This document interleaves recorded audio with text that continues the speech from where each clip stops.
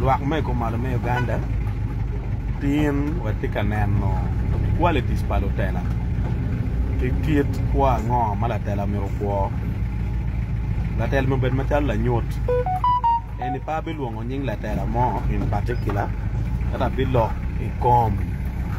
lo tela ko weng in general eni meno la tela miro po ben manipulative yan ka ine now ko tima duong ni wan lo tela adong la chuech ukerugene komwa mo watiki chiente mone ki opportunities chako nywara nyera matino chako taking advantage of the tiana nyera kita kombe dong kitmen dong tijo da hotel opportunities no na da hotel ngari modo kateni bichung igapi no ni machalo dana kar mo kene yini chere yeo madong ki gum maraj mo owe no duo ana ne on mano machalo one generation melo tela manyen mirwane ne kinene pe defining one la tela mir betana mala kija den inde cerka bala nyim bala tinya ko mon kon inde go diri maja chwe chwin pala nyon bi ko nyaare ma futidi no la tinya ko ene ni mo ane ma futidi ni ini nyuare wego dok tiara ci poko ne bot bulu ma duwa da ci ne ko gango yin la tel ka pe yin la kija nyo chuni chol o miro pe tem gen ma jalo kite no ni bena pe giri kom lo tela ke ken kere wa megi wa mogo magi a ko laya yen ene mere we ken pon we wa bere wa go gang ki choka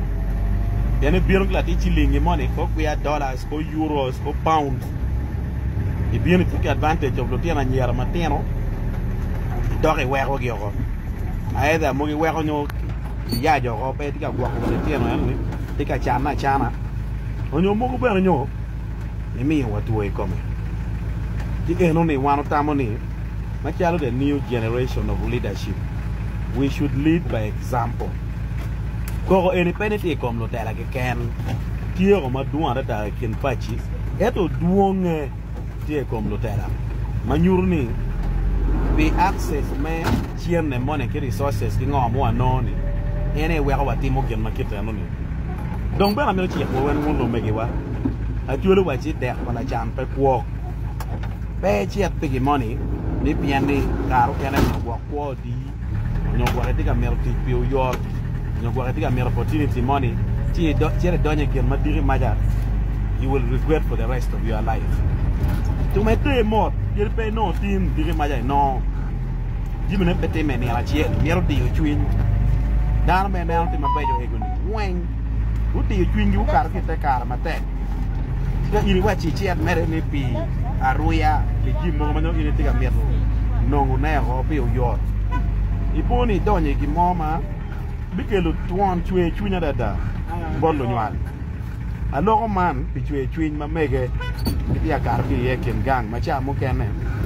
kiniga no chwe chuin ma gen ki no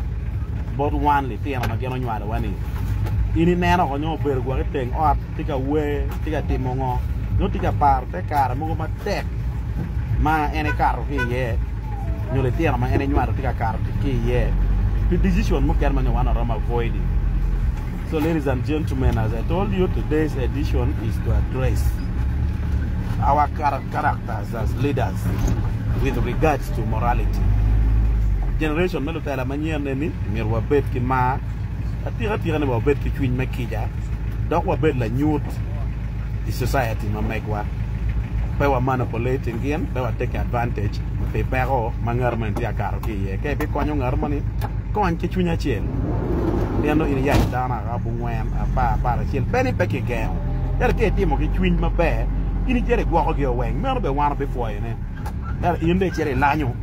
e we ko dong no du ki ken gang we jumi kom gi ma duwa ta ma ini no nyo la ti nya ko ma be er wi ga ngi mi la bolle o la tela ina yo nywal kere donc tiga chame and it is not to catch bad blood with any of the leaders but just to give a strategic direction. Kwa mo mirwa mo kuoyo machalo tela afoyo koni dokja mo wa be dugu do wa neno no ma dare lo ko odi yadi ki yoro ko ruot la chwejo guok upi kombeti Riema Robinson Ogere la ma parliament manien matika meto biro ibade la yibe